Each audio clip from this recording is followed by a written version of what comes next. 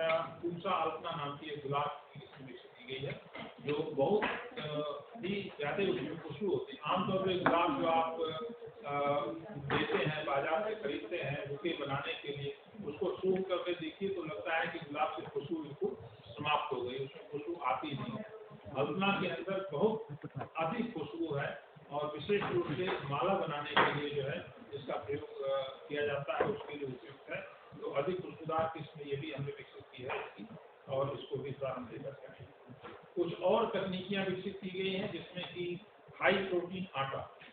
अब इस क्षेत्र में हम लोगों ने 2-3 पहल की है काफ़ी अच्छी। एक तो पिछले साल भी मैंने आपको बताया था कि आमतौर पे बाजरे का और मक्के की रोटी बनानी होती है तो मुश्किल काम होता है, क्योंकि इसके अंदर गूंथने की क्षमता नहीं होती। जैसे गेहूं का आटा गूंथना बड़ा आराम होता है, उससे रोटी अच्छी बन जाती है, तो इसमें वो दिक्कत आती थी। और कई लोगों को, जो लोग बहुत एक्सपर्ट नहीं है, वो लोग बाजरे की रोटी और मक्के की रोटी बहुत अच्छी नहीं बना सकते। तो इसलिए गेहूं के अंदर एक प्रोटीन पाया जाता है जिसको ग्लूटेन बोलते हैं। इस ग्लूटेन प्रोटीन को गेहूं से निकाल करके और 10% मात्रा इसकी जो है बाजरे में मिला करके और मक्के के आटे में मिला करके हम लोगों ने प्रयोग किया, तो उसमें पाया गया कि ये जो है इसके अंदर गूंथने की क्षमता आ जाती है और उसकी रोटी वैसी ही पतली बना सकते हैं, वैसी ही फूलती है जैसे गेहूं की रोटी फूलती है, कोई अंतर उसमें नहीं होता। लेकिन पोषण की दृष्टिकोण से अगर देखें तो बाजरे के अंदर आयरन और जिंक की मात्रा काफ़ी है। करीब करीब अब जो हमारी नई किस्में आई हैं, बायोफोर्टिफाइड किस्में आई हैं, उसमें जिंक जो है 60 से 70 ppm के आसपास है और आयरन की मात्रा भी जो है वो तकरीबन इसके बराबर है। तो पोषण के दृष्टिकोण से बाजरा बहुत अच्छा है। अब उसकी रोटी हम गेहूं जैसे बना सकते हैं, और इसका हमने जो ब्रांड बनाया है इसका नाम हलूर दिया है, और इसको हमने कई लोगों के साथ टेक्नोलॉजी को साझा किया है ताकि इसका ज़्यादा व्यापक स्तर पर प्रयोग हो सके। उसी तरह से हाई प्रोटीन आटा जो है, इसमें हमने जो है मूंगफली और चने से प्रोटीन को ले करके उसके एक प्रोपोर्शन को निर्धारित करके और गेहूं में मिला करके इसका आटा तैयार कर रहे हैं बाजरे के साथ भी जो है। तो इसमें करीब आमतौर पे प्रोटीन की मात्रा गेहूं में करीब 11% के आसपास होती है। चावल में प्रोटीन जो है 6-7% पाया जाता है, लेकिन ये जो नया आटा बनाया गया है इसके अंदर 32% प्रोटीन की मात्रा है, 32% प्रोटीन की मात्रा है। तो इसमें मूंगफली का सहयोग लिया गया है और चने का सहयोग लिया गया है। तो ये भी टेक्नोलॉजी हम लोगों ने अभी लाइसेंस की है, और इसको FPO के स्तर पे भी इसको अपनाया जा सकता है और इसको व्यावसायिक रूप दिया जा सकता है। फलों और सब्जियों में विशेष रूप से कटाई के उपरांत नुकसान बहुत होता है। अब आप मान के चलिए कि जो ताजी फल और सब्जी है उसमें 40% के आसपास जो है नुकसान हो जाता है। अगर हम 330 मिलियन टन फल और सब्जी का उत्पादन कर रहे हैं देश में, 40% उसमें उत्पादन अगर नुकसान हो जाता है, खराब हो जाता है भंडारण अच्छा नहीं होने की वजह से, तो ये करीब 120 मिलियन टन उत्पादन जो है नुकसान हो रहा है। इसका मतलब यह कि 120 मिलियन टन हम पैदा कर रहे हैं, उसमें खाद लग रहा है, पानी लग रहा है, लेबर लग रहा है, लेकिन वो हम उसको बचा नहीं पा रहे। ये बहुत बड़ा नुकसान होता है। तो इसको किस प्रकार से हमें कम करना है, अलग अलग विधाओं का प्रयोग करना है, और इसी दिशा में एक प्रयास संस्थान के द्वारा किया गया है, इंजीनियरिंग यूनियन के द्वारा डॉक्टर हिंदमणि की अध्यक्षता में, जिसमें कि हम लोगों ने एक पूसा फार्म सन फ्रिज विकसित किया है, और इसके अंदर जो तापक्रम है वो 2 डिग्री से लेकर के 10 डिग्री तक रहता है। गर्मी के दिनों में जब बाहर का तापक्रम दिल्ली में 45 डिग्री होता है, उसमें भी इसके अंदर का तापक्रम जो है 2 डिग्री से लेकर के 12 डिग्री तक होता है। तो इसमें जैसे किसान उत्पादक संगठन है या कोई किसान है, इतना सब्जी डेली नहीं पैदा होती कि रोज वो बाजार में जाकर के बेच सकते, तो 4 दिन 5 दिन 6 दिन की सब्जी इकट्ठा करके रख सकते हैं। जब बाजार में ले जाने की मात्रा पूरी हो जाए तो फिर बाजार में ले जा सकते हैं, या बाजार के अंदर भी बेचने के बाद शाम को जो वेंडर उनकी सब्जी बच जाती है तो घर वापस ले जाकर उनको रखने की जगह नहीं होती है, फ्रिज की व्यवस्था नहीं होती है, तो अगर मंडी में इसकी स्थापना कर दी जाए तो जो बची हुई सब्जी है उसके अंदर आप रख दीजिए और अगले दिन फिर आकर के निकाल करके उसको जो बेचने के लिए लगा दीजिए, उसमें एक नामजद चार्ज उसको लगा कर सकते हैं। तो फिर का दोबारा नाम करना पूसा फार्म सन फ्रिज सोलर से चलेगा। हाँ, सोलर से चलेगा। तो 100% जो है ये सोलर से चलेगा। करीब 5 किलोवाट के सोलर पैनल इस पे लगे हैं जो 5 किलोवाट बिजली उत्पादित करेंगे, और उसी बिजली से उस कमरे कमरे के अंदर एक एसी चलाया जाता है 2 टन के आसपास का, और बाकी जो ऊर्जा बचती है 25% ऊर्जा यूज होती है ठंडा करने के लिए एसी से, और 75% ऊर्जा जो है उसमें हम एक वाटर बैटरी बनाए हैं जिसमें कि पानी इकट्ठा है एक टैंक के अंदर जो है, और उस पानी को ये ठंडा कर देता है 4 डिग्री के आसपास। उसमें भी एक्सटेंडेड कॉइल लगा होता है, वही जो एसी के अंदर लगा होता है। तो वो पानी फिर हम एक टुल्लू पंप से उठा करके और उसको छत के ऊपर ले जाते हैं, वहाँ पे पाइप लगा हुआ है छत के ऊपर, और उसमें वो सर्कुलेट होता रहता है और फिर घूम करके वापस उसी टैंक में आ जाता है। और इसके अलावा और कुछ टेक्नोलॉजी उसकी है कि बाहर उसमें कुछ ऐसे विशेष रूप के फैब्रिक्स लगे हुए हैं जिनको गीला रखा जाता है, तो जब गर्मी बाहर से होती है तो वो पानी उठता रहता है, तो वो तापमान भी कम होता है।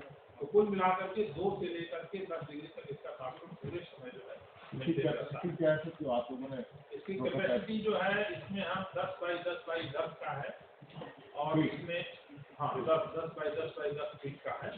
तो इसमें आप 2 टन के आसपास जो है भंडारण आराम से कर सकते हैं। तो अलग अलग सब्जियों का जो एक रिक्वायरमेंट थी उसको दिया जा सकता है। यहाँ पे इसका मॉडल बहुत फंक्शनल अच्छा काम लगा है। इसको पल्ला गांव में लगा है, इसके अलावा चमरारा एक गांव है हरियाणा में, और इधर आपका राजस्थान में इसकी करीब अभी जो कास्टिंग आ रही है वो करीब 6 लाख के आसपास आ रही है, लेकिन मेंटेनेंस फ्री है, इसमें कोई ग्रिडलेस है, बैटरी लेस है, कोई मेंटेनेंस की आवश्यकता नहीं है। और सोलर पैनल तो आप देखिए आजकल जो है सामान्य चीजें हो गई हैं, हर जगह उपलब्ध है, उसकी मेंटेनेंस की कोई समस्या नहीं है। तो इसको आप देख सकते हैं, और जब फार्म साइट पे विजिट करेंगे तो उसमें महसूस भी कर सकते हैं कि अंदर कितना ठंडा होता है। 4 डिग्री पे जब आप जाते हैं तो मुश्किल से 5 मिनट अंदर रहेंगे तो फिर कांपना शुरू कर देते हैं, बाहर निकलना पड़ता है। और अगर हम आगे बात करें तो एक धान की पराली जलाने की समस्या रही, आप सभी लोग इससे अच्छी तरह से परिचित हैं और इनसे भुक्तभोगी भी हैं, जो लोग दिल्ली वासी हैं सबसे ज्यादा सफर भी करते हैं। तो इसको किस प्रकार से हम कम कर सकें, ये संस्थान की एक प्राथमिकता रही है, और इस दिशा में संस्थान ने एक फंगल कंसोर्शियम विकसित किया है, 7 पक्षियों को मिला करके एक मिश्रण तैयार किया है, और कटाई के बाद उसके छिड़काव से हम खेत में उसको जब मिला देते हैं तो 20 से 25 दिन के अंदर जो है पराली गल जाती है और खेत जो है गेहूं की बुआई के लिए तैयार हो जाता है। तो इसके लिए हमने जो है निजी क्षेत्र के साथ अनुबंध किया, जिसमें एक कंपनी यूपीएल है, यूनाइटेड फास्फोरस लिमिटेड जो है, और इस बार जो है जो सीजन बीता है धान का, उसमें बहुत बड़े पैमाने पर इन लोगों ने इसका उत्पादन करके और अपने कॉर्पोरेट सोशल रिस्पॉन्सिबिलिटी के तहत फ्री में करीब 5 लाख एकड़ क्षेत्रफल में, जिसमें 3 लाख एकड़ हरियाणा में और 2 लाख एकड़ पंजाब में, इसको किसानों के खेत पे इन्होंने अप्लाई किया। और उसका भी एक नायाब तरीका उन्होंने ढूंढा जहाँ पे टेक्नोलॉजी काम करती है। जितने कंबाइन हैं जो धान काटने के लिए जाते हैं, तो हर कंबाइन को एक बूम स्प्रेयर आता है, बड़ा स्प्रेयर आता है, उसके साथ जियो टैग कर देते हैं। जहाँ पे कंबाइन पहुँचता है वहाँ पे स्प्रेयर अपने आप पहुँच जाता है, और ये प्लेटफॉर्म पे किसानों को रजिस्टर करना पड़ता है कि हम अपने खेत में पूसा डिकम्पोजर का छिड़काव करवाना चाहते हैं, फॉर्म भर के दे दीजिए, कंपनी का एक साइट है उसके ऊपर, और इसके बाद जो है स्प्रेयर जा करके वहाँ पे छिड़काव कर देगा। तो पिछली बार सीजन में इसका प्रभाव बहुत अच्छा रहा है, और 7 देशों के, यूरोपियन यूनियन को 7 देशों के जो राजदूत हैं उनको ले जाकर के विजिट कराया गया था, दिखाया गया था, और काफ़ी प्रभावशाली रहा है। और अभी एयर क्वालिटी कंट्रोल कमीशन जो बना है, कट्टी साहब उसके चेयरपर्सन हैं, उन्होंने बहुत क्लोजली मॉनिटर कर रहे हैं, और सरकारों को भी, जैसे हमने हमारा जो मुख्य रूप से कार्य क्षेत्र रहा है वो पंजाब, हरियाणा और उत्तर प्रदेश रहा है, दिल्ली रहा है, तो इन 4 राज्यों में व्यापक स्तर पर काम कर रहे हैं। इसमें निजी क्षेत्र की भागीदारी बहुत ही महत्वपूर्ण रही। अगली बात जो मैं करना चाहता हूँ वो एक फिर संस्थान के द्वारा जो है एक नई पहल की गई है, वो है कार्बन फार्मिंग या कार्बन क्रेडिट के बारे में। ये नया शब्द शायद आपको सुनने में लगेगा। जब किसान 1 हेक्टेयर क्षेत्रफल में धान की कटाई करने के बाद आग लगाता है, तो उससे जो पॉल्यूशन पैदा होता है, चाहे कार्बन डाइऑक्साइड हो, कार्बन मोनोऑक्साइड हो, अन्य गैसें हो, ये करीब 1 टन कार्बन डाइऑक्साइड के बराबर होती है। टन कार्बन डाइऑक्साइड के बराबर 1 हेक्टेयर में पराली जलने से प्रदूषण पैदा होता है। तो इस पराली को अगर हम जलाएं नहीं और उसको गलाएं, दूसरा डिकम्पोजर का प्रयोग करके, तो ये खेत में जब मिलेगा तो खेत में जो मिट्टी में कार्बन की मात्रा है, आमतौर पे देखिए सघन खेती के चलते पंजाब हरियाणा में विशेष रूप से जो ऑर्गेनिक कार्बन की मात्रा है मिट्टी के अंदर वो काफी कम हो गई है, 0.4-0.5% के आसपास हो गई है। और एक स्वस्थ मृदा के लिए जिसके अंदर जीवाणु पर्याप्त संख्या में हो, उसके लिए 0.8 से लेकर के 1% जो है ऑर्गेनिक कार्बन होना चाहिए। तो ऑर्गेनिक कार्बन की मात्रा जमीन के अंदर बढ़े और उसको बढ़ावा देने के लिए किस प्रकार से हम किसानों को प्रोत्साहित करें आर्थिक रूप से, इस दिशा में सोचते हुए कार्बन फार्मिंग और कार्बन क्रेडिट का कॉन्सेप्ट लेकर के हम लोग आए हैं। फिर इसके साथ भी हम लोगों ने इसमें भी निजी क्षेत्र के साथ भागीदारी की है। उसमें एक कंपनी है ग्रो इंडिगो, जो कि एक अमेरिकन कंपनी और हाइको के साथ मिल करके बनी है और उनके साथ हमारा एमओयू साइन हुआ है। तो इसमें अगर 1 हेक्टेयर में आप पराली को न जला करके उसको खेत में मिला करके कंपोजर छिड़क करके अगर जला तो मिला देते हैं तो उससे जो क्रेडिट बनता है वो 1 कार्बन क्रेडिट होता है, 1 कार्बन क्रेडिट किसान अर्न करेगा। अब प्लेटफॉर्म खुला हुआ है, उसके ऊपर किसान अपने को रजिस्टर करेंगे, रजिस्टर करके बताएं कि हमारे खेत का ये लॉन्गिट्यूड लैटिट्यूड है, कोऑर्डिनेट उसमें इंटर कर देंगे और हमने अपने खेत में पराली नहीं जलाई तो उसको 1 कार्बन क्रेडिट के बदले करीब आज जो अंतर्राष्ट्रीय दाम है कार्बन क्रेडिट का वो करीब $30 के आसपास, तो $30 करीब 1400 रुपये हो गया 1 हेक्टेयर का जो है किसान को मिलेगा। अब ये कौन लोग इसमें पैसा लगाएंगे, तो आप देखते हैं कि बहुत सारी ऐसी इंडस्ट्रीज हैं, जैसे कि आप फर्टिलाइजर बनाने वाली कंपनी है, हवाई जहाज चलाने वाली कंपनी है, ये लोग चलेंगे तो प्रदूषण करेंगे, लेकिन उनके ऊपर भी एक सामाजिक उत्तरदायित्व है सरकार के द्वारा और अंतर्राष्ट्रीय संगठनों के द्वारा इम्पोज किया हुआ कि आपको अपना कार्बन फुटप्रिंट जो है कम करना। तो अगर लेकिन वो ऐसा कम नहीं कर सकते, उनको हवाई जहाज उड़ाना है तो हवाई जहाज उड़ेगा तो प्लेन से उड़ेगा। तो अगर वो अपना नहीं कम कर सकते हैं तो किसी दूसरे का कार्बन क्रेडिट वो खरीद सकते हैं। तो उसके लिए जो किसानों के द्वारा कार्बन क्रेडिट बनेगा उसको वो खरीदेंगे और उसके बदले किसानों को पैसा देंगे। तो इस दिशा में काम करते हुए हम लोगों ने ये जो ग्रो इंडिगो के साथ ये समझौता किया है।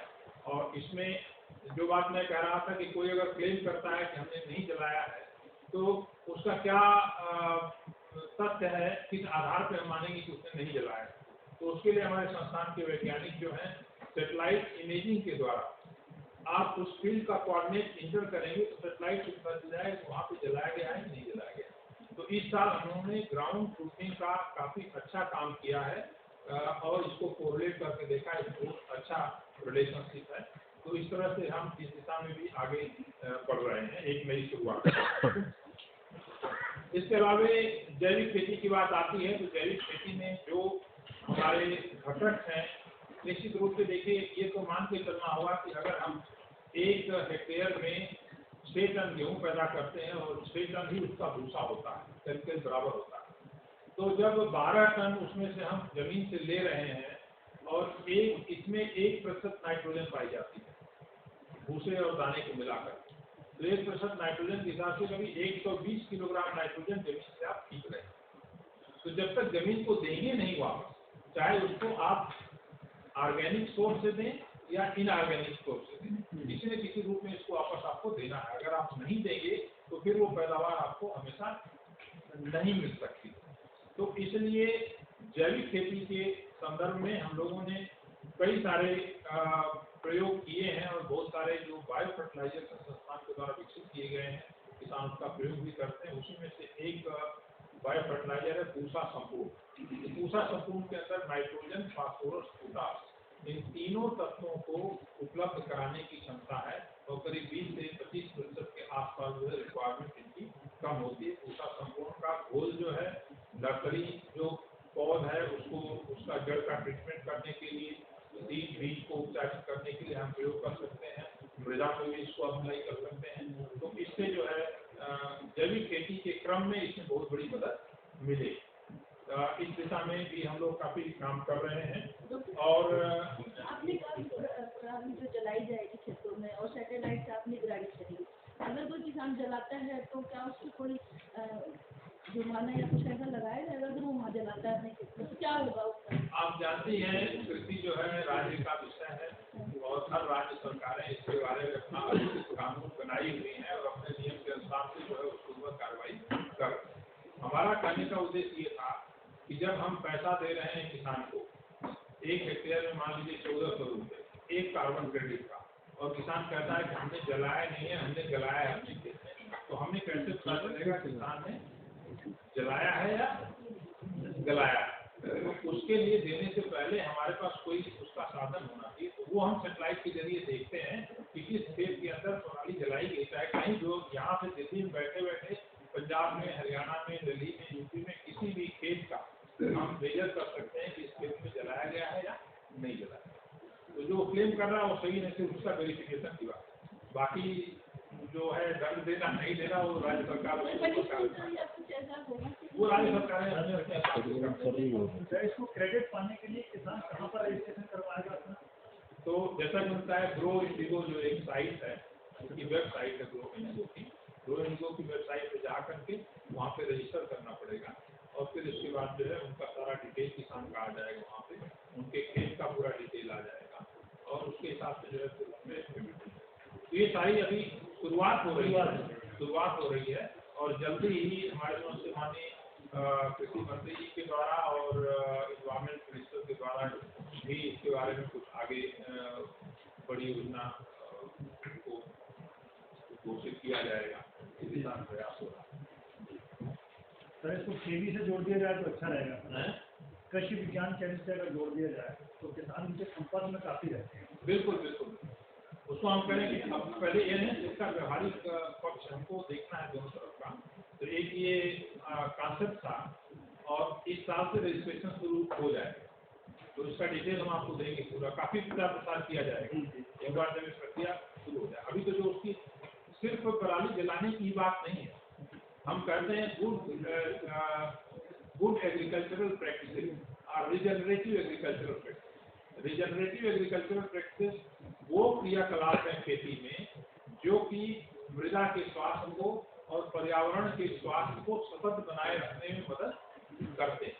तो कोई भी रिजनरेटिव एग्रीकल्चरल प्रैक्टिस जब किसान यूज करता है, कोई भी ऐसी क्रिया यूज करता है जिससे पर्यावरण की बचत होती है, उसके लिए इंसेंटिवाइज किया जाएगा। सिर्फ पराली के नहीं, पराली एक विषय है उसका, लेकिन जैसे कोई खेत में लेजर लेवलिंग कर रहा है तो पानी की बचत कर रहा है, ड्रिप इरिगेशन कर रहा है, सबसे ड्रिप इरिगेशन कर रहा है तो उससे न्यूट्रिएंट की बचत हो रही है। तो इन सारी प्रक्रियाओं को जो अच्छी है, कंजर्वेशन एग्रीकल्चर कर रहा है, खेत में जुताई करके बिजाई करने के बजाय जो है सीधी बिजाई कर रहे हैं। हमारे वैज्ञानिक डॉक्टर राजवीर यादव इसके ऊपर विशेष रूप से काम कर रहे हैं। गेहूँ की ऐसी किस्मों का विकास, मक्के की ऐसी किस्मों का विकास जो कंजर्वेशन एग्रीकल्चर के लिए बहुत उपयुक्त है।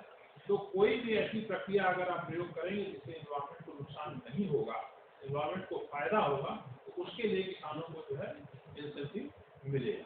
ये सारी चीजें इसके एक अंतर्राष्ट्रीय प्रोटोकॉल है जिसको हम वेरा प्रोटोकॉल कहते हैं और वेरा प्रोटोकॉल में 1, 2, 3, 4, 5, 10, 15 इस तरह की एक्टिविटीज लिस्टेड कि अगर ये किया जाए तो इतना पैसा किस एक्टिविटी को कितना मिलेगा। तो अभी आप पंजाब की बात करें तो वहाँ कार्बन का जो कंटेंट है मिट्टी में वो बहुत कम है, तो क्या वहाँ बायोचार जैसी चीज़ों का और प्रमोशन हो सकता है और इंकरेज किया जाता है? एक ऑप्शन है, वो भी एक ऑप्शन है। दूसरा कि जैसे इसी इसका कारण क्या है?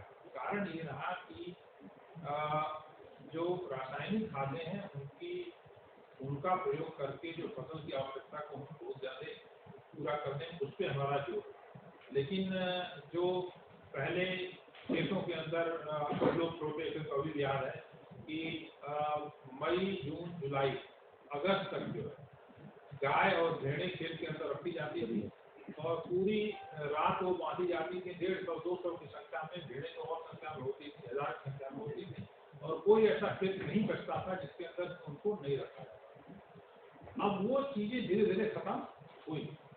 ऐसा नहीं कि हम कोई नई चीज खोज कर रहे हैं, जो पुरानी चीजें थी जिसको हम छोड़ दिए उसको वापस लाने की बात की जा रही है। तो ऑर्गेनिक कार्बन को बढ़ाने के कई तरीके हो सकते हैं। बायोचार का आपने बताया, इसके अलावा जो हम हमारे शास्त्रों में भी वर्णित है कि अगर फसल उत्पादित होती है तो उसका कितना हिस्सा जो है जमीन को जाना है। उसमें लिखा गया है स्पष्ट रूप से श्लोक में कि करीब करीब 15 सेंटीमीटर हिस्सा जो है वो जमीन के अंदर जाना चाहिए। वो जाना बंद हो गया, तो इससे जो है ये इसके ऊपर बहुत ज्यादा असर पड़ा है। सघन खेती एक दूसरा कारण है। तो ये जरूरी है कि हम अच्छा हरी खाद का है धान और गेहूं के बीच में, गेहूं कटता है और धान के लगने के बीच में मूंग की फसल है या आपका जो है ढैंचा है, सनई है, एक ये रेगुलर प्रैक्टिस अगर होती है, बाकी उसके साथ समस्याएं हैं, व्यवहारिक समस्याएं हैं कि पानी कहाँ पे कितना है नहीं है, क्योंकि ढैंचा लगाएंगे, मूंग लगाएंगे और आप अप्रैल में 15 अप्रैल को गेहूं काटने के बाद तो आपको पानी का साधन होना चाहिए। तो सभी क्षेत्रों में नहीं हो सकता कि जहाँ जिस क्षेत्रों में हो सकता है वहाँ पे उसकी व्यवस्था की जा सकती है, तो उससे मृदा का स्वास्थ्य हो सकता है। इसके अलावा मैं अब अपनी बात काफी लंबा हो गया क्योंकि आप लोगों को अभी सवाल हमारे साथी बताएंगे। पूसा समाचार एक हमारी नई पहल रही है जो हमने 15 अगस्त 2021 को शुरू किया था और अब तक हम लोगों ने इसके करीब 132 एपिसोड रिले कर चुके हैं। हमारे साथी डॉक्टर राय वर्मन इसके कर्णधार हैं, पूरी टीम है पूसा समाचार की, और बिना फेल के हर सैटरडे को 7 बजे हम जब से शुरू किए तब से आज तक कोई एपिसोड मिस नहीं हुआ है। आप लोग देखेंगे उसको तो आप लगेगा कितनी जानकारी उसमें, पूरा प्रोग्राम बनाने वाले हमारे वैज्ञानिक हैं, उसको पढ़ने वाले समाचार हमारे वैज्ञानिक हैं और अच्छा खासा कंपटीशन हम डेली किसान को दे रहे हैं। डेली किसान को तो हम देते ही हैं, अपना जो है ज्ञान और अपना मानव संसाधन देते ही हैं, लेकिन बहुत अच्छा काम उसमें हो रहा है। और सिर्फ हिंदी में ही नहीं, अब हम 5 क्षेत्रीय भाषाओं में, उसमें तेलुगु में, कन्नड़ में, तमिल में, उड़िया में, बांग्ला में, इन 5 भाषाओं में इसको लगातार हम प्रसारित कर रहे हैं। तो इस तरह से देश के हर क्षेत्र में जो है पूसा समाचार के माध्यम से हम पहुँच रहे हैं। हमारे पूसा समाचार का YouTube चैनल है जिसके माध्यम से समाचार प्रसारित किया जाता है। डॉक्टर साहब, एक किसान पूछ रहे हैं कि नागौर डिस्ट्रिक्ट के अंदर जो जमीन है उसमें 3 फसलें होती है, तिल और ये बता रहे मूंग और बाजरा। तो क्या पूसा के किसान ये पूछ रहे हैं कि क्या उस मिट्टी को गेहूं के लिए उपजाऊ बनाने के लिए कुछ काम करेंगे? गेहूं के लिए डॉक्टर राजीव बताएंगे, और राजीव उसी क्षेत्र से आते हैं, हरियाणा से हैं और राजस्थान से जुड़ा हुआ है। पानी का जो एक इशू है, पानी वहाँ पर वो कह रहे कुछ एरिया में नहर है वहाँ पर गेहूं उगता है। एक्चुअली जो सबसे बड़ी मेन समस्या तिल हो या बाजरा हो, ये सब लेस वाटर इंटेंसिव हो। बाजरा के अंदर तो इवन टोटली रेन फेड आप बारिश हो रही बाजरा हो गया, लेकिन जब आप दूसरी क्रॉप शिफ्ट करते हैं, जैसे अगर अंडरग्राउंड वाटर थोड़ा सा भी खराब एंड यू गिव, जैसे वीट के अंदर मिनिमम अगर 3 इरीगेशन भी दें और उसकी वाटर क्वालिटी अच्छी नहीं है और आपने उस 3 इरीगेशन को दे दिया, तो नेक्स्ट ईयर जो नॉर्मली क्रॉप ले रहे हैं, चाहे वो बाजरा की हो, तिल की हो या सरसों की रबी के अंदर हो, तो वो क्रॉप भी अफेक्ट होती है। तो आपको ये देखना पड़ेगा कि वाटर की क्वालिटी कैसी है। तो क्रॉप तो उग जाएगी, क्रॉप उगने में कोई परेशानी नहीं है। हमारे किसान का फोन नंबर डॉक्टर राजीव को दे दीजिए और उनसे फोन पे बात करके उनको अच्छी तरह से समझा दें। बस मैं 2 मिनट और लूँगा, एक बार इसको समाप्त कर लेते हैं, फिर इस बार एक करके समझ लेते हैं तो ज़्यादा अच्छा रहेगा। मैं एक और कार्यक्रम जो हम लोगों का बहुत ही प्रभावशाली कार्यक्रम है और इसका ग्रास रूट लेवल पे बहुत असर पड़ा है, वो मेरा गांव मेरा गौरव कार्यक्रम। मेरा गांव मेरा गौरव कार्यक्रम में 5 वैज्ञानिकों के एक समूह को 5 गाँव का एक समूह दिया गया है। राष्ट्रीय राजधानी क्षेत्र दिल्ली के 125 किलोमीटर के दायरे में हमारे सभी वैज्ञानिक उन गाँव में जाते हैं, संस्थान की जो तकनीकियाँ हैं नई विकसित की गई उनके बारे में बताते हैं, किसानों से उसके बारे में फीडबैक लेते हैं, उनसे हमको बहुत कुछ सीखने को मिलता है और जो उनसे सीख करके आते हैं उसके आधार पर अपनी तकनीकियों को और बेहतर बनाने की हम कोशिश करते हैं। इसी तरह से एक सरकार के द्वारा कार्यक्रम SC/ST प्रोग्राम चलाया जा रहा है, अनुसूचित जात परियोजना। तो अनुसूचित जात परियोजना के अंदर भी संस्थान को काफ़ी फंडिंग होती है और इसके माध्यम से हम राष्ट्रीय राजधानी क्षेत्र दिल्ली के दिल्ली नहीं पूरा राष्ट्रीय राजधानी क्षेत्र के अंदर जितने गांव आते हैं उसमें हरियाणा भी है, उसमें उत्तर प्रदेश भी है और दिल्ली के भी गांव हैं और विशेष रूप से अनुसूचित जाति के जो किसान हैं उनको हम टेक्नोलॉजी प्रोवाइड करते हैं, चाहे वो इंसेक्टिसाइड हो, पेस्टिसाइड हो, फर्टिलाइजर हो। हमारे यहाँ के बीज हैं, अलग अलग किस्मों के स्प्रेयर हैं, और उनको तकनीकी ज्ञान वहाँ पर जा करके मेला भी लगाते हैं और उनके साथ चर्चा करते हैं, उनकी समस्याओं का समाधान करते हैं। तो ये भी कार्यक्रम काफ़ी करीब 13,668 किसान इससे लाभान्वित हुए हैं अभी तक जो है। और ये 3 राज्यों में 23 जिलों में कुल 19,000 किसान SC परियोजना के अंतर्गत लाभान्वित हुए हैं, और ये लगातार कार्यक्रम चल रहा है। जो किसान अपने क्षेत्र में बहुत अच्छा कार्य कर रहे हैं उनको सम्मानित करने के लिए, उनको प्रोत्साहित करने के लिए संस्थान के द्वारा अध्येता किसान और फेलो फार्मर्स और इनोवेटिव फार्मर्स, नवोन्मेषी किसान, ये 2 परियोजनाएं हम लोगों ने काफी समय से शुरू की है किसानों को पुरस्कृत करने के लिए। और इस बार हमें आपको बताते हुए खुशी हो रही है कि हमारे एक फेलो फार्मर जो है शेषपाल सिंह, जो सहारनपुर के रहने वाले हैं, उनको इस बार खुशी से सम्मानित किया गया। और बड़ा नायाब उन्होंने प्रयोग किया था सिंघाड़े की खेती के ऊपर। आमतौर पर आप देखते हैं कि सिंघाड़े की खेती जो होती है वो तालाब में और गांव से बाहर गढ़ी होती है, काफी गहरा होता है, और उसमें सिंघाड़ा तोड़ना एक सबसे समस्या होती है। आप मट्टी के ऊपर या छोटी ट्यूब के ऊपर बैठ करके जाते हैं, पूरा पानी आपका जो है उसमें दिक्कत होती है। इन्होंने जो प्रयोग किया उसमें 2.5 एकड़ में 3 एकड़ में इन्होंने 2 फुट 2.5 फुट गहरा खुदाई करके और उसके अंदर पानी भर करके उसके अंदर सिंघाड़े की खेती का जो है नया प्रवृत्ति इनकी, और इसी तरह से और कई नया प्रयोग इन्होंने किए, और उनको इस बार जो है किया गया। उनको पहले IRI का अध्येता और नवोन्मेषी किसान भी पुरस्कार मिल चुका है। तो इस बार हम 5 किसानों को अध्येता पुरस्कार और 36 किसानों को नवोन्मेषी किसान पुरस्कार भी इस मेले में माननीय मंत्री जी के द्वारा दिया जाएगा। और इसके अलावे संस्थान जो है एक वैश्विक स्तर का विश्वविद्यालय बनने की दिशा में प्रयासरत है, और अंतर्राष्ट्रीय स्तर पर हमारा योगदान काफी रहा है। अफगानिस्तान में अनास्तु करके एक कृषि विश्वविद्यालय खोला गया है, पूसा के द्वारा सारी मदद दी जा रही है। उसी तरह से म्यांमार में advance centre for agriculture research and education खोला गया है APER, तो वहाँ से भी लोगों को हम लोग मदद कर रहे हैं, और आगे चल करके और इसको हम बड़े पैमाने पर ले जाएंगे। आप लोग जो है अपना समय निकाल कर यहाँ पर आए और हमें अपनी बात कहने का मौका दिए, मैं आप लोगों का विशेष रूप से धन्यवाद करता हूँ। कोई प्रश्न विशेष है, हमारे साथी भी हैं यहाँ पर, जिससे संबंधित प्रश्न है उसका जवाब और गहराई में वो दे सकते हैं। और उसके बाद हमने बाहर जो है गाड़ी की व्यवस्था कर रखी है, तो एक बार क्योंकि कैंपस में आप आए हैं तो बस में बैठ करके फार्म के अंदर से सिर्फ गाड़ी में बैठे बैठे थोड़ा सा उसका एक नज़ारा आप देख लीजिए, कैसा इसमें फसल दिखती है। गेहूँ भी लगा है, चना लगी है, मसूर लगा है, सरसों लगा है, ये सारी फसलें लगी हुई करीब 250 एकड़, तो आपको काफ़ी आनंद महसूस होगा। डॉक्टर साहब, जो पेड़ों की व्यवस्था आपने बताई, जो नए जैसे वैरायटी आ रही है, आम की आ रही है, दूसरी आ रही है, क्या मेले के अंदर ये बिक्री के लिए उपलब्ध रहेंगे? मेले में हम इसकी बिक्री की व्यवस्था किए हैं, लेकिन आमतौर पे आम लगाने का इस समय भी लगता है मार्च के महीने में, लेकिन सबसे उपयुक्त समय जो इसका होता है वो सितंबर का महीना होता है। तो ज़्यादा हम उपलब्धता उसी समय कराते हैं, और क्योंकि हम अपने यहाँ जो बिक्री करते हैं उसके लिए हम पहले से बुकिंग करते हैं, उसके आधार पर देते हैं।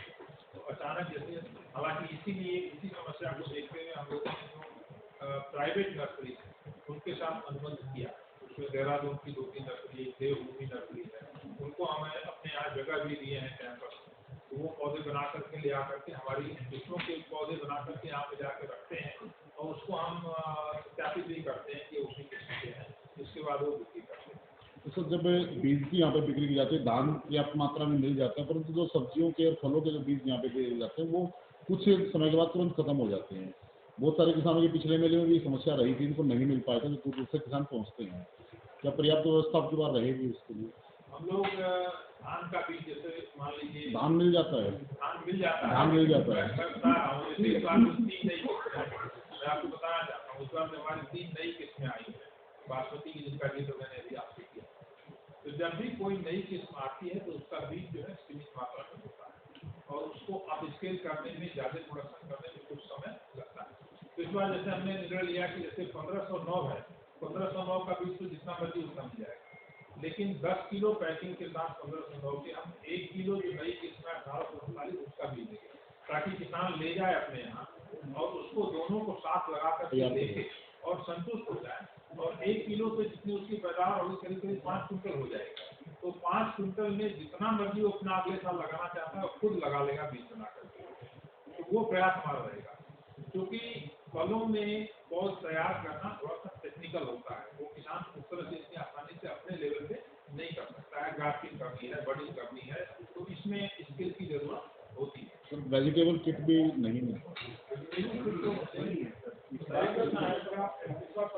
पर्याप्त मात्रा में वेजिटेबल किट तैयार की है बीज उत्पादन इकाई, इसमें 7 सब्जियां उपलब्ध होगी। और इसके अतिरिक्त अगर कोई नई किस्में, जैसे डॉक्टर साहब ने अभी बताया पूछा वैभव बैगन की किस्म है, उसका बीज अगर कोई किसान इच्छुक है तो उसका हमारे संभाग से हमने अभी इस वर्ष में पैदा किया है, 15 किलो बीज तैयार किया है। तो उसको हम अपने यहाँ से किसान को, जो किसान 10, 20, 50 किसान चाहें उसको हम उपलब्ध कराएं।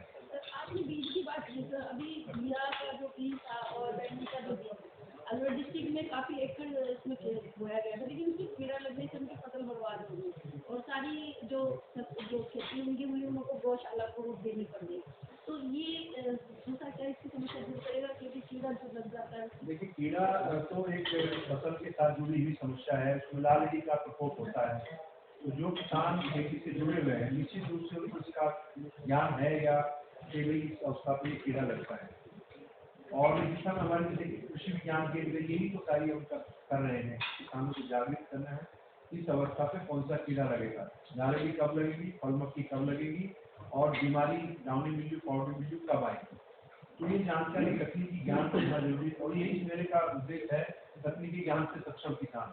अगर हम किसान को शिक्षित कर सकते हैं कि ये समस्या इस अवस्था पे आएगी और उसका पहले से ही बचाव कर सकते, उससे उनकी फसल भी बच जाएगी और उनको कम कीटनाशक और पेस्टिसाइड का इस्तेमाल करना पड़ेगा। सर, पूसा का निर्मित यहाँ पर सामान की बात आपने कोई जो ना मिलेगा, जो अलग अलग स्टेट में बनाया जाता है, क्या मिल्क भी मिलेगा पूसा डेयरी फार्म? पूसा का अपना डेयरी फार्म यहाँ का नहीं है, डेयरी का हमारा इंस्टीट्यूट जो है करनाल में है।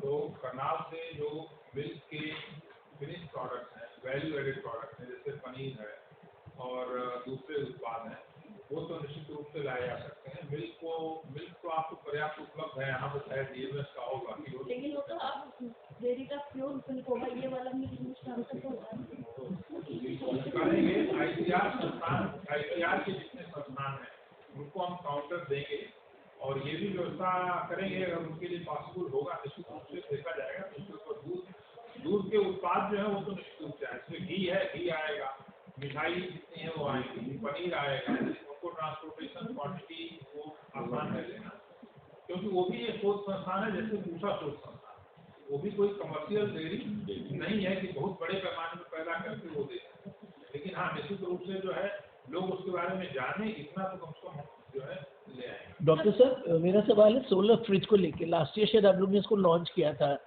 मंत्री जी ने लॉन्च किया, तो ये 6 लाख की जो कीमत है ये काफ़ी मतलब हाई है, अफोर्डेबल नहीं है।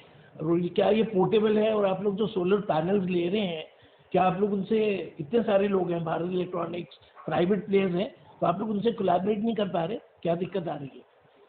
ऐसा है कि जो पिछले बार मोदी जी ने जो उद्घाटन किया था उसके बाद कुछ बताया, सरकार ने जैसे बताया पिछौलिया गाँव है, तो वहाँ पर जबलारा हरियाणा में अल्लाह गाँव की एक उसको लाइसेंस कर चुके हैं। हमने उसके लिए एक कंपनी स्कीम है, उसमें भी ला गए 1 यूनिट बनाना और 10 यूनिट बनाना, ये कास्ट में हम, तो इसलिए हम उनको समझा रहे हैं जो वेंडर्स हैं कि आप जब अभी ऐसे भी लोग आ रहे हैं जहाँ पर 50 या 100 यूनिट के उनके पास आए, वो हमारे साथ MOU करते हैं। तो किसी इस तरह की जब नई टेक्नोलॉजी आती है तो मार्केट में पहुँचना और उसके बाद पब्लिक को रिजनेबल दाम में थोड़ा सा डिस्टेंस दिया जाता है, तो हम उसकी दौर से गुजर रहे हैं। लेकिन ये साल हमारे लिए बहुत अच्छा रहा है, नई एस्टैब्लिश करने में भी कमर्शलाइज करने में भी और लाइसेंस करने में भी। तो हम इसको इस साल देखेंगे कि कोविड का भी पीरियड था, इस साल आप देखेंगे हो सकता है अगले महीने तक हम आपको बताएं 100 यूनिट यहाँ लगी हुई है, और उस समय प्राइस जो होगा वो ये 6 लाख और 7 लाख की बात हो रही है, हो सकता है उसे कम। हम जहाँ तक आप पैनल मैन्युफैक्चरर की बात कर रहे हैं, हमारे लिए ये है कि हमने टेक्नोलॉजी बनाते हम चाह रहे हैं कि जो वेंडर हैं जो इसको लाइसेंस ले रहे हैं वो उनसे अपना स्टैब्लिश करें,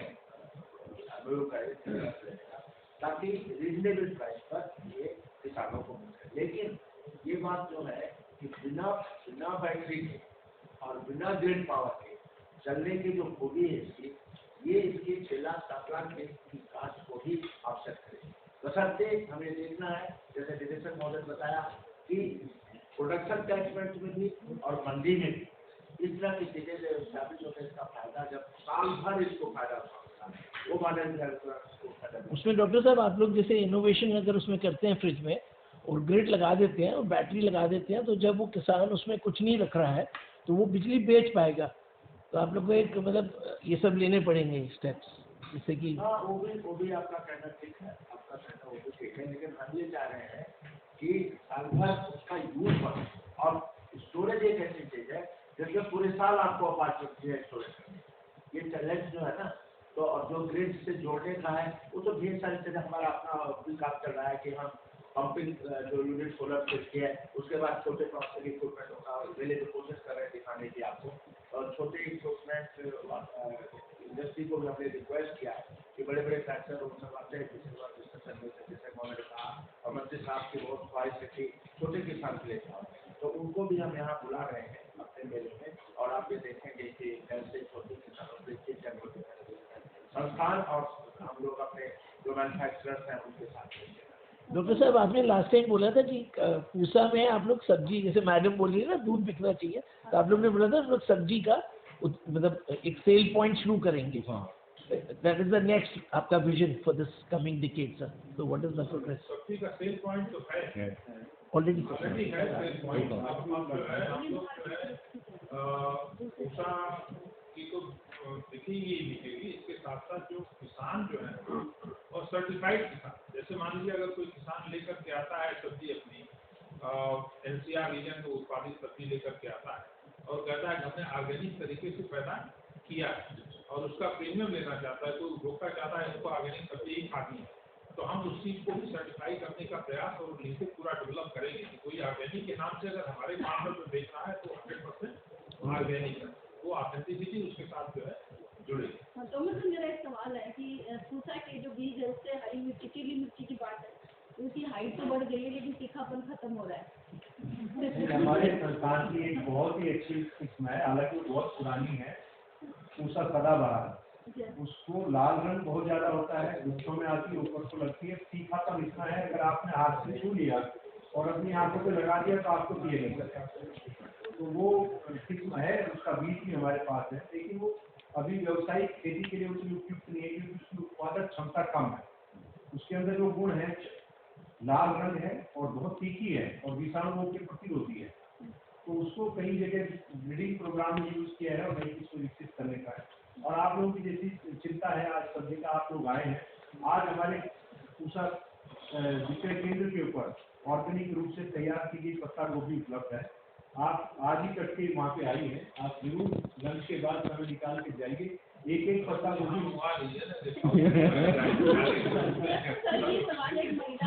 अपने आप लोगों को विश्वास होगा तो विजय आपने कहा था, हम उस पर प्रयासरत हैं। संस्थान एक अनुसंधान का बड़ा केंद्र है, हम इतनी बड़ी मात्रा में सब्जियां व्यवसायिक रूप से उपलब्ध नहीं कराते। डॉक्टर साहब कोविड काल के तुरंत बाद मेले का आयोजन किया जा रहा है। हर बार जब मेले का आयोजन होता था जो देश के अलग अलग हिस्सों से किसान आते थे, उनके रहने की व्यवस्था, उनका पूरा अरेंजमेंट यहाँ पर किया जाता था, क्या आपकी बार भी उपलब्ध रहने वाला है या कोविड काल प्रभावित करेगा इसको? देखिए हम जो है पहला संबोधन मेले के संबंध में जब मैंने दिया था तो उसमें मैंने कहा अनुरोध किया था किसान भाइयों को कि कोविड की गाइडलाइंस अभी भी लागू है, हम लोग जैसे मास्क लगा करके बैठे हुए, तो उसके चलते हम मेला जो है वो व्यापक पैमाने पे नहीं करेंगे, हमने पब्लिसिटी बहुत ज़्यादा नहीं की। और ये भी अनुरोध किया था किसान भाई, जैसे मान लीजिए एक गांव से अगर 3 दिन मिला है, किसान आने हैं तो आपस में कुछ ऐसी बात कर लें कि 1/3 एक दिन, 1/3 दूसरे दिन, 1/3 तीसरे दिन आए, ताकि बहुत ज़्यादा भीड़ नहीं हो और उसको जो कोविड की गाइडलाइन को वो फॉलो करते हुए करें।